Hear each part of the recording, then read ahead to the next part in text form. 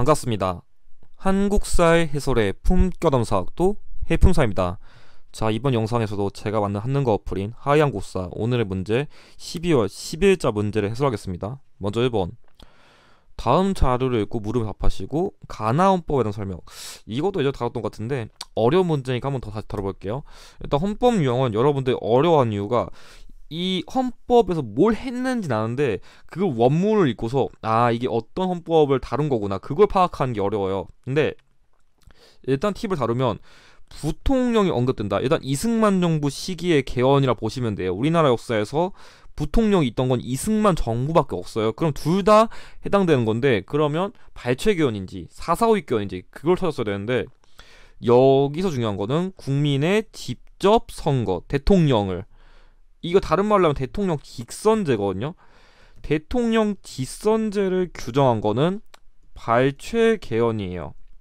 물론 여기 민의원, 참의원 이것도 받으면 좋은데 해풍선님 민의원, 참의원 3차 개헌 아닌가요? 할 수 있는데 발췌 개헌도 이게 있긴 있어요. 근데 시행이 안 된 거예요. 그냥 그런 차이만 알아두시면 좋아요.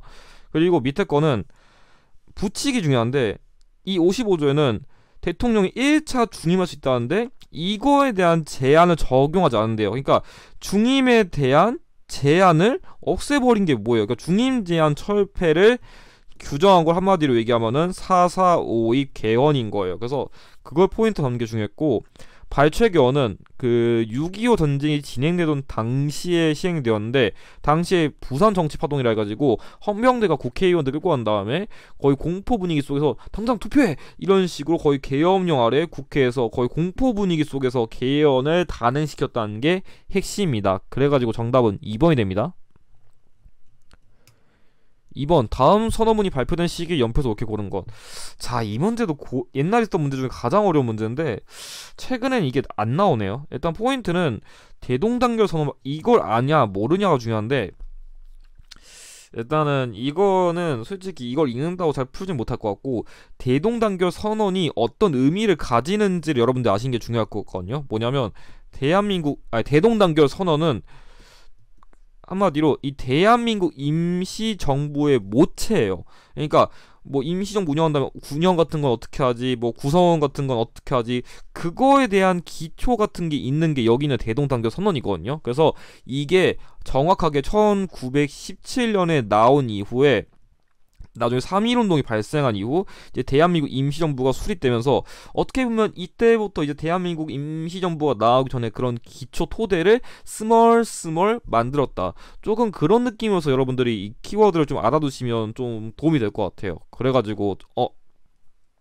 정답은 그래가지고 이 1919년 이전이니까 1번입니다. 실수로 잘못 적었네요.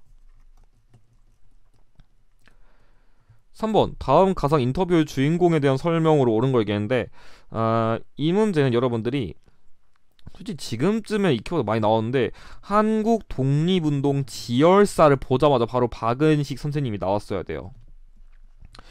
이게 약간 신채영 선생님이랑 박은식 선생님 많이 헷갈려 하는데, 여러분들이 조금 쉽게 구별하려면 신채영 선생님은 비교적 고대, 그러니까 비교적 전근대사랑 관련된 게 많고, 박은식 선생님은 비교적 근현대사랑 관련된 걸 키워드를 많이 내요. 그러니까 뭐 신채원 선생 같은 경우에는 뭐 이순신전, 을지문덕전 이런 인물들 다 좀 전근대사잖아요. 근데 이 박은식 선생님은 약간 좀 개항기, 일제감정기쯤까지 다룬 그런 것들이 많아가지고 좀 그런 걸 포인트로 잡으면 좋을 것 같아요. 그래서 아니면 이렇게 보면 좋아요. 뭐냐면 박은식 선생님 뭔가 아파요. 아파가지고 아파요. 아플 통, 아파요, 통각, 이런 느낌의 단어가 있으면 아프고 힘들고 피곤하고 이런 거 나오면 박은식 선생님이다. 좀 이런 식으로 암기를 해봐도 좀 풀이에 도움이 될 것 같습니다. 그래가지고 정답은 5번이 됩니다. 4번, 가 교육기관에 대한 설명 옳은 것. 자, 이 문제도 좀 어려웠었는데 이것도 이제 다룬 것 같거든요. 포인트는 여기 국자학생, 태학생, 사문학생 이 세 개를 아는 게 중요해요. 그러니까 입학 자격인 건데, 여기에 조금 더 눈치가 있으신 분들은 약간 어떤 관리급은 돼야 이 교육기관 들어갈 수 있구나, 그거 할 수 있는데, 만약 그것도 몰랐으면 그냥 국자학생 보고서 국자감 이렇게 찍었어도 되긴 했어요. 아니면 10번 때니까 아직 고려시대 가능성이 높다 가정해보면은 일단 2번과 3번은 향교라서 겹쳐요. 이거 몰라. 이거 결론부터 말하면 지편전인데 일단 모른다 가정하고, 근데 이 정도까지 중앙에서 뽑을 정도면 얘는 문헌공도 그러니까 사학 12도인데 얘는 사립이잖아요. 근데 양형고는 공립교육기관에 있는 일종의 장학 재단이에요. 그러면 약간 이런 성격을 보고서 아이 그래도 국가에 장학금 주는데 약간 그런 느낌으로서 약간 국립이니까 당연히 장학금 주지, 학원에서 장학금을 주는 것도 있겠지만 상대적으로 국가보다 잘 안 줄 거 아니에요.